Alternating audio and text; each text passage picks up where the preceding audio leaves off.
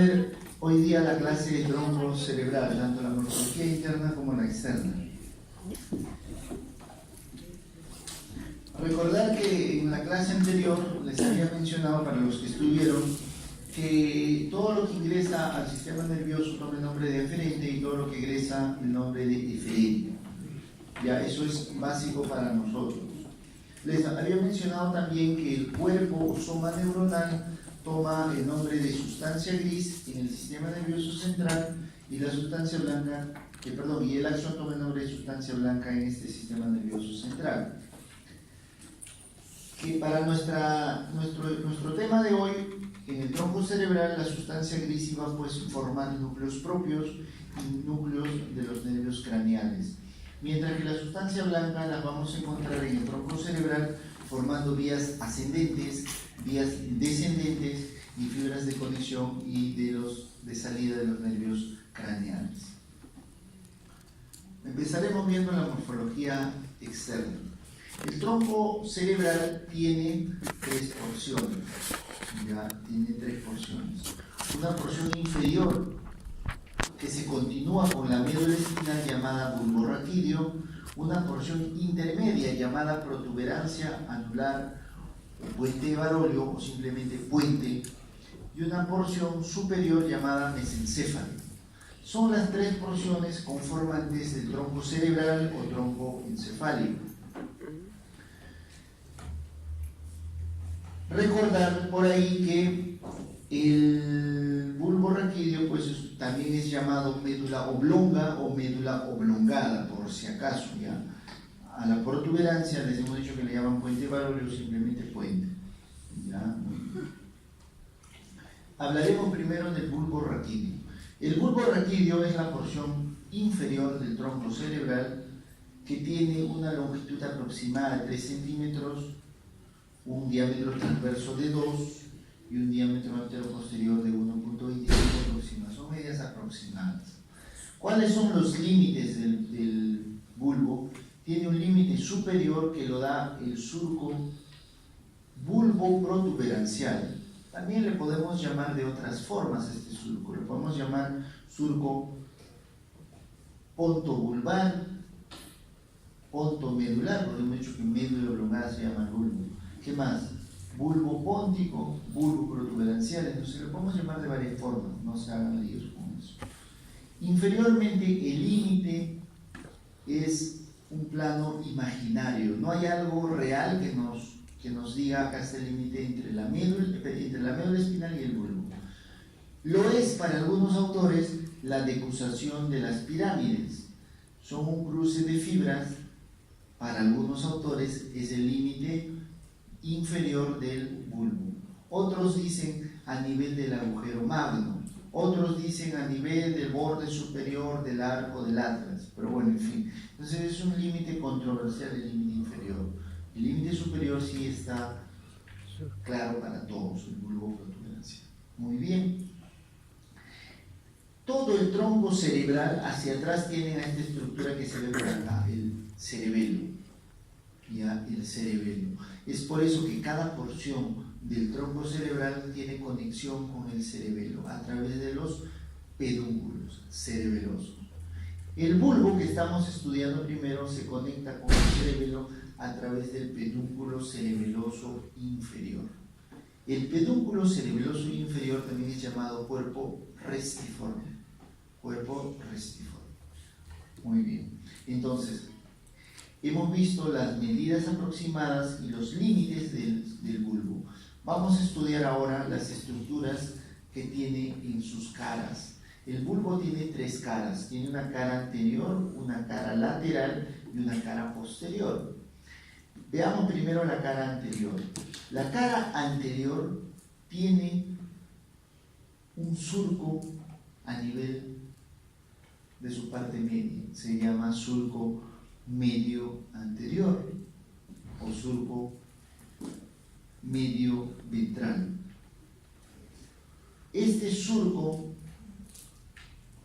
es la continuación del surco anterior de la médula. No han estudiado médula espinal todavía, pero van a ver que en la médula hay un gran surco anterior por donde transcurre una arteria inclusive. Entonces no hay una separación, una delimitación, es continuado, salvo por la decusación de las fibras que separan un poco, pero es la continuación del surco anterior de la médula, el surco medio anterior. Lateral a este surco tenemos otro surco, se llama el surco colateral anterior, surco colateral anterior. Entre el surco colateral anterior y el surco medio tenemos una estructura prominente llamada pirámide vulvar. La pirámide no es otra cosa que la prominencia macroscópica visible externamente en la cara anterior de lo que por dentro desciende como fibra córtico-espinal o vía piramidal. Es la vía que lleva la orden para los movimientos. Yo quiero tomar el micrófono. Esa orden sale en el giro precentral, prerolándico, área 4 de Brodmann, o giro frontal ascendente también. Sale la orden de la primera neurona y desciende como vía piramidal, desciende por la cápsula interna, desciende por el mesencéfalo, el puente, y a nivel del bulbo se cruza por la decusación. Antes de decusarse, está descendiendo por acá, profundamente, por lo que externamente llamamos pirámide. ¿Ya? Muy bien. Esta pirámide, entre las dos pirámides y en la parte superior del surco medio tenemos una fosita, un agujero, se llama el agujero ciego, es un agujero vascular, por ahí entra una arteria, ¿ya? También le llaman agujero de Pictasir, D apóstrofe A Z Y R, agujero de Pictasir, ¿ya? Muy bien. Eso en la cara anterior. ¿Qué más? Recordar que en el surco bulbo-protuberancial, por encima de la pirámide vulvar, va a emerger el sexto par craneal, motor ocular externo. ¿Ya? Muy bien. Veamos ahora la cara lateral. En la cara lateral del bulbo raquídeo vamos a tener que va desde este surco que hemos mencionado colateral anterior hasta el surco colateral posterior. Entre esos dos surcos encontramos la cara lateral del bulbo, que en su porción media tiene una estructura ovoidea que se conoce como oliva vulvar. Esta es la oliva vulvar, que genera que este surco colateral tenga pues delante de la oliva un surco llamado surco preolivar y detrás un surco post o retroolivar. ¿Ok? Entonces la oliva vulvar tiene un surco preolivar, un surco post o retroolivar. ¿Por qué son importantes estos surcos?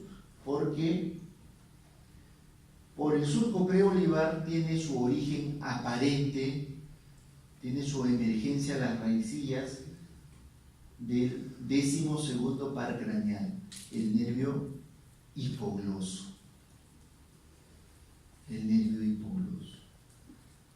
Y el post o retroolivar, ¿por qué es importante? Porque por ella emergen las raíces, tienen su origen aparente los nervios 9, 10 y 11, glosofaringeo, vago y espinal o accesorio. Muy bien. ¿Qué más? No se nota muy bien en este gráfico, pero por encima de la oliva hay una zona deprimida que se llama fosa supraolivar. La fosa supraolivar es el reparo anatómico para nosotros ubicar a otro nervio craneal en el surco bulboprotuberancial, que se llama séptimo par craneal o séptimo nervio craneal. Y que a su costado tiene a su acompañante, el séptimo bis. o también llamado nervio intermediario de Reisberg. ¿Ya? Lo van a encontrar con esos nombres en los libros, más con el nombre de nervio intermediario de Reisberg, más que como séptimo mes. ¿Ya? Muy bien.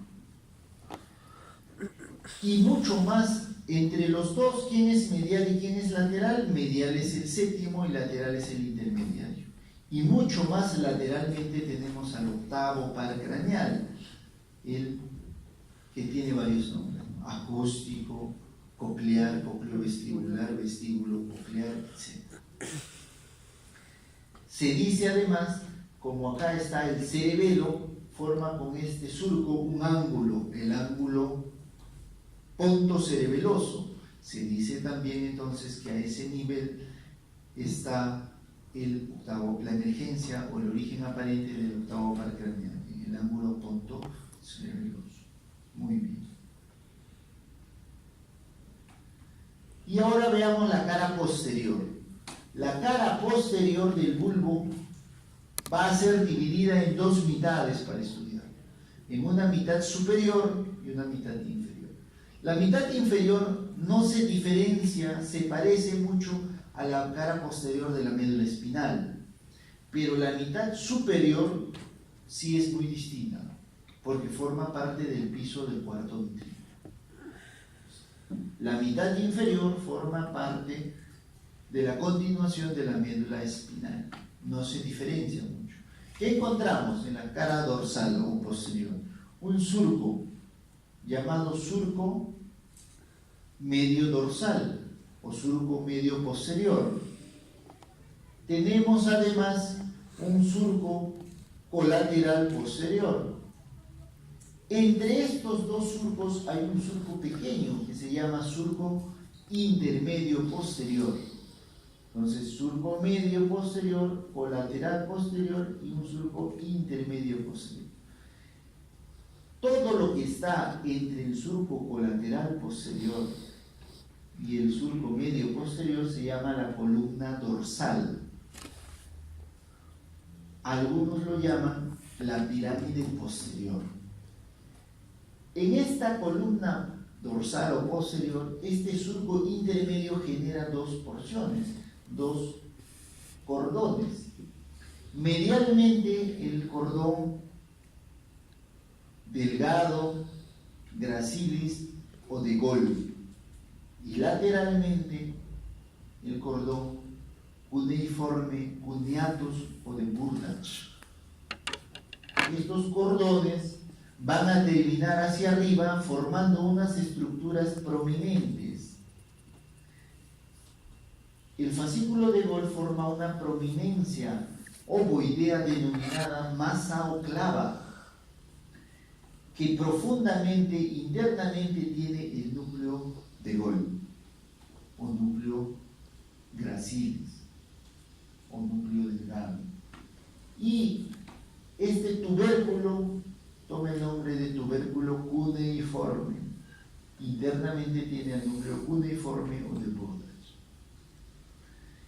Estas estructuras mencionadas, tubérculo cuneiforme y masa o clava, se van a continuar indivisiblemente macroscópicamente con el pedúnculo cerebeloso inferior o cuerpo restiforme. ¿Ya? Muy bien. Muy bien. Esto es lo mismo lo que hemos mencionado.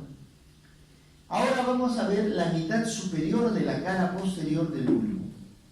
Hemos dicho que el bulbo en su cara posterior tiene dos mitades marcadamente diferentes.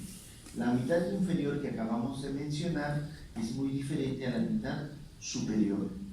La mitad superior de la cara posterior forma la mitad inferior del piso del cuarto ventrículo. Ojo, aparece un juego de palabras.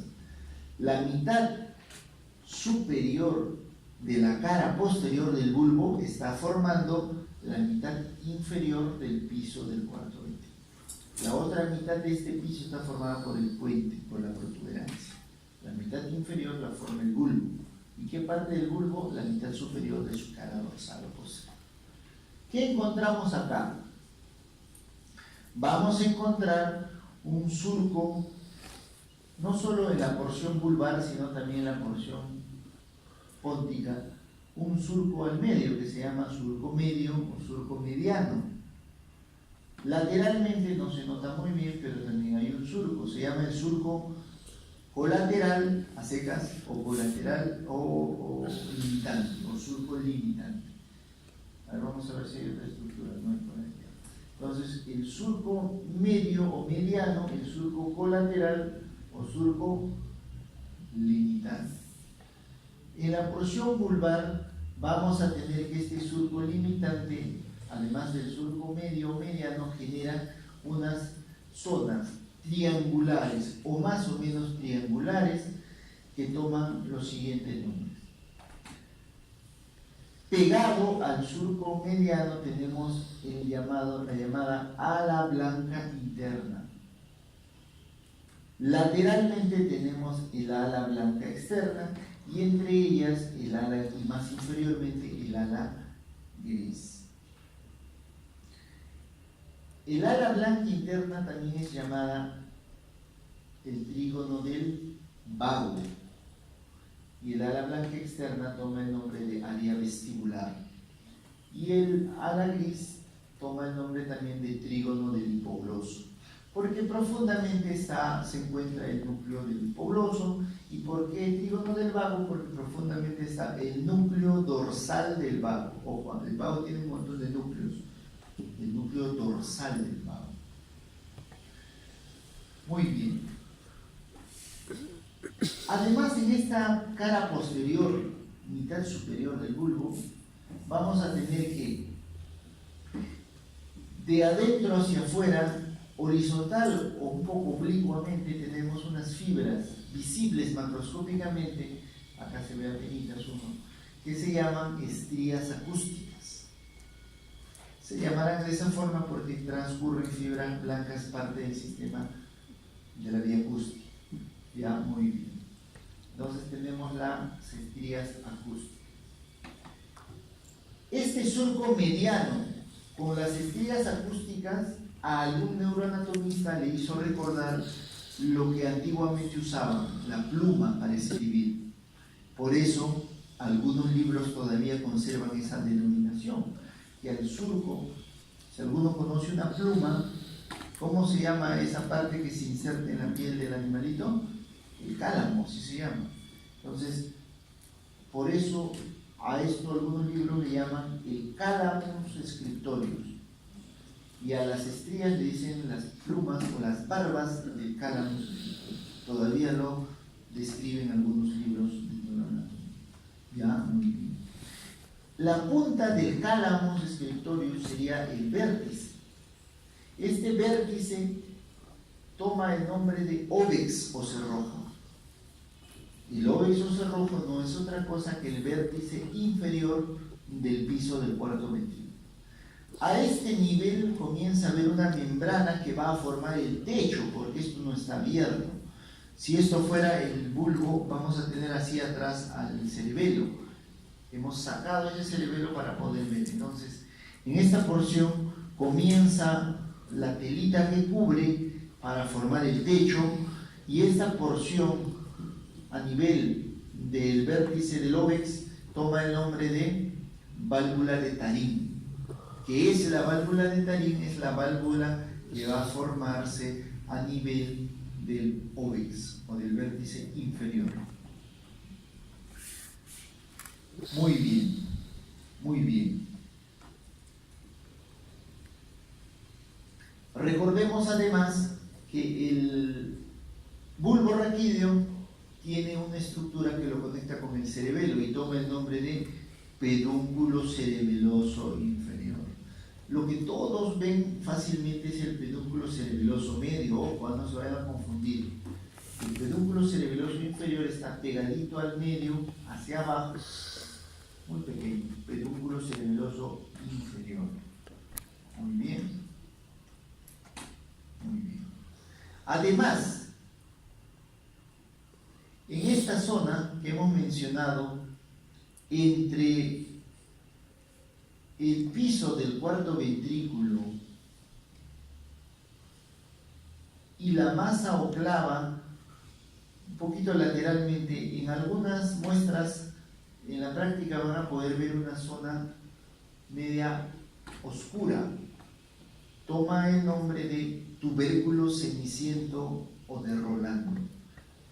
¿Qué es el tubérculo ceniciento de Rolando? Es la expresión macroscópica en la cara posterolateral del bulbo del núcleo gelatinoso de Rolando que viene desde la médula. Es un núcleo que hace escala a unas vías sensitivas, ¿ya? Muy bien, recuerden lo que les dije, ¿no? La masoclava, miren, se continúa hacia el pedúnculo cerebeloso inferior sin una delimitación macroscópica. Muy bien. Veamos ahora la protuberancia anular o puente de Barólimo. La protuberancia tiene como límite inferior el surco bulbo protuberancial, bulbo pontino, ponto vulvar o como quieran llamarlo.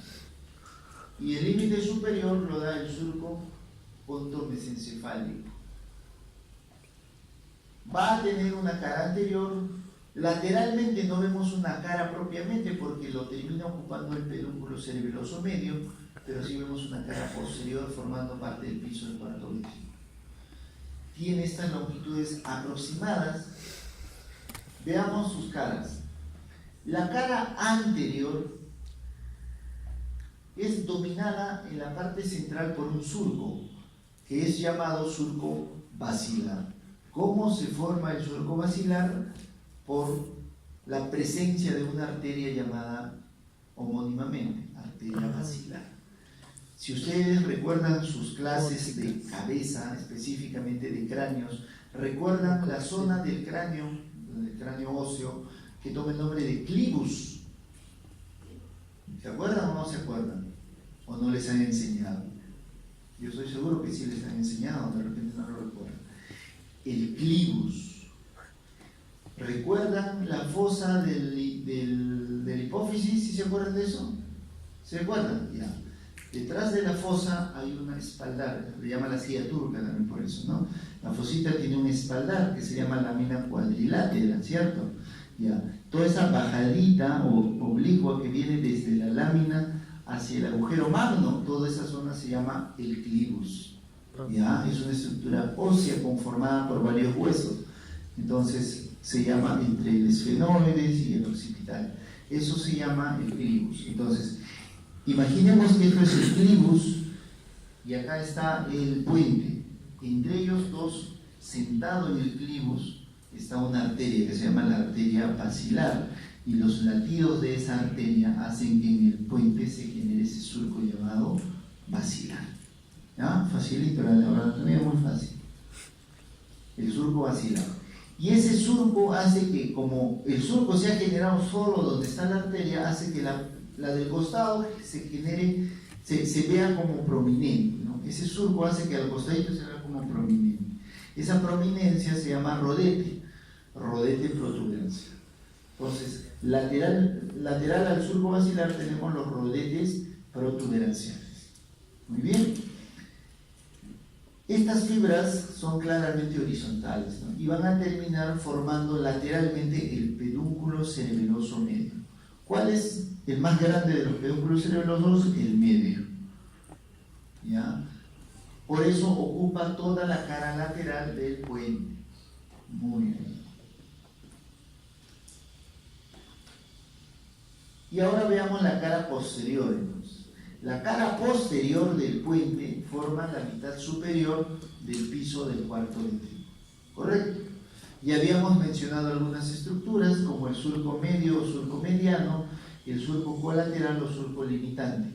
Entre el surco colateral o limitante y el surco medio se genera una prominencia vertical que toma el nombre de eminencia media.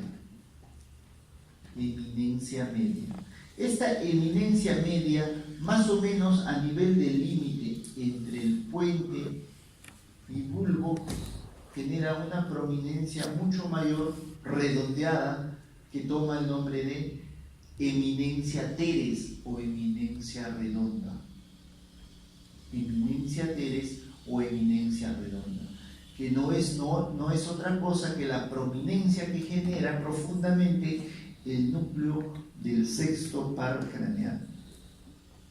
¿Ya? Muy bien. Muy bien. También tenemos lateralmente, hacia el ángulo lateral del piso del cuarto ventrículo, el área vestibular. El área vestibular comprende parte de la porción póntica y parte de la porción vulvar. No se olviden que el piso del cuarto ventrículo, miren, tiene una forma de un rombo, de diámetro longitudinal mayor que el diámetro transversal.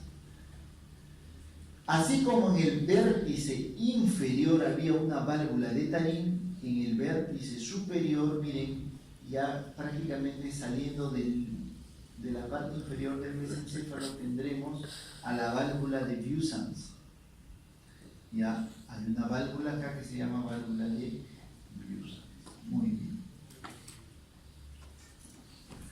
Y hablemos ahora del mesencéfalo. El mesencéfalo es la porción más superior del tronco cerebral o tronco encefálico.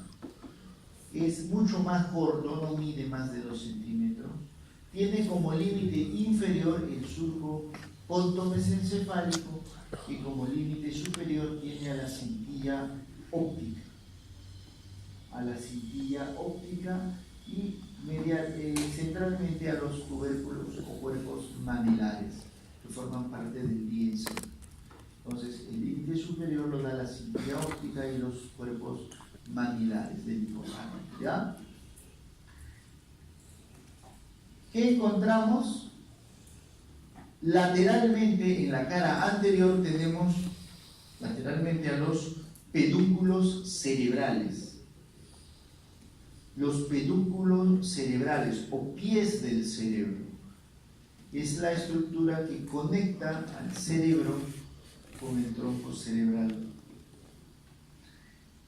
Entre los dos pedúnculos cerebrales tenemos una fosa. ¿Cómo se llama esta fosa? Fosa interpeduncular. Facilito, ¿no? Si está entre los dos pedúnculos se llama fosa interpeduncular. Al fondo de la fosa interpeduncular tenemos una área que está con huequitos y se ve así en la estructura, en la muestra anatómica que tienen en la práctica. Y a ese espacio se le llama el espacio perforado posterior. Ojo, está en la cara anterior, pero se le llama espacio perforado posterior. ¿Por qué? Porque mucho más adelante está el espacio perforado anterior. ¿Ya? Muy bien. Muy bien. Habíamos mencionado en el bulbo el origen aparente de los nervios, desde el sexto hasta el 12º. Mencionaremos acá a los demás. Por la fosa interpeduncular pegado hacia el pedúnculo cerebral emerge el tercer par craneal. Tercer par craneal. El cuarto va a emerger por la cara posterior, vamos a mencionarlo en un rato. Nos habíamos olvidado de mencionar que en el puente tiene su emergencia el quinto, el trigémino. ¿Ya? El trigémino, miren, acá está emergiendo, es un nervio bastante grande que tiene su acompañante, así como el séptimo tiene su séptimo bis, el quinto tiene también un acompañante chiquitito. Los dos son quinto, pero su mayor estructura lo comprende la porción sensitiva. La parte delgadita que lo acompaña es la porción motora. ¿Ya? Entonces el quinto emerge por el puente. Volvamos acá. El tercero entonces emerge, tiene su origen aparente por la fosa interpeduncular pegado hacia el pedúnculo cerebral. Acá lo vemos mejor, acá está la protuberancia, este es el espacio perforado posterior y por acá está emergiendo el tercer par craneal. Esto es el cuarto que viene de atrás, por si acaso. Acá está la cara posterior del mesencéfalo. La cara posterior comprende lo que se llama el tegmen o el techo o la lámina cuadrigémina del mesencéfalo, que tiene 4 estructuras redondeadas, 2 superiores, 2 inferiores, que toman el nombre de tubérculos cuadrigéminos o colículos. Colículos superiores integrados a la vía visual y los colículos inferiores integrados a la vía auditiva. Entre los 4 colículos hay un surco, mira, para acá y para acá, un surco en cruz, surco cruciforme, así se le llama, ¿ya? Muy bien, muy bien. Además deben saber que estos tubérculos o colículos superiores se conectan con esta estructura. ¿Cómo se llama esta estructura? Es el diencéfalo, es el tálamo y esta porción específicamente el metatálamo, con sus cuerpos geniculados. Los superiores se conectan con el cuerpo geniculado lateral y los inferiores con el cuerpo geniculado medial. Los colículos superiores se conectan con el cuerpo geniculado lateral a través del brazo conjuntival superior o anterior, y los colículos inferiores con el cuerpo geniculado medial a través de los brazos conjuntivales inferiores o posteriores. Son parte de los superiores de la vía visual, les dije, y la inferior de la vía auditiva. Muy bien. No se olviden, miren acá, de la porción inferior de la lámina cuadrigémina, en el vértice superior se encuentra la válvula de Dios. Este es un esquema de los colículos superior, brazo conjuntival superior y el cuerpo geniculado lateral. Eso es lo mismo, solo que han cortado el cerebelo por la mitad y lo han separado para poder ver el piso. Muy bien. Esto es más de lo mismo, solo para recordar la emergencia de los pares craneales, ¿no?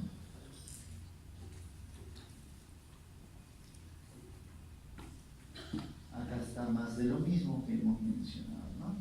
Y la otra estructura acá que me olvidé mencionar es el pedúnculo cerebeloso superior, que conecta el mesencéfalo con el cerebelo. Muy bien. Esto es más de lo mismo, ¿no? Más de lo mismo. Muy bien. ¿Hasta ahí hay alguna pregunta, duda en cuanto a morfología?